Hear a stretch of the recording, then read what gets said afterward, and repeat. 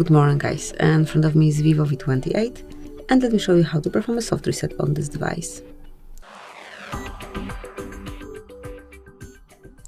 So basically all you have to do is to mark on power button along with volume down button, tap and hold both of them.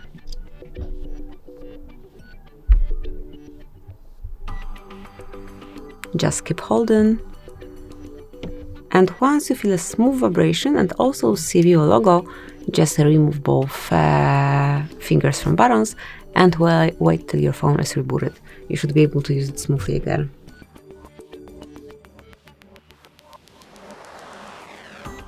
Now just unlock it and use it smoothly. Enjoy! Thank you for watching, please subscribe our channel and leave the thumbs up.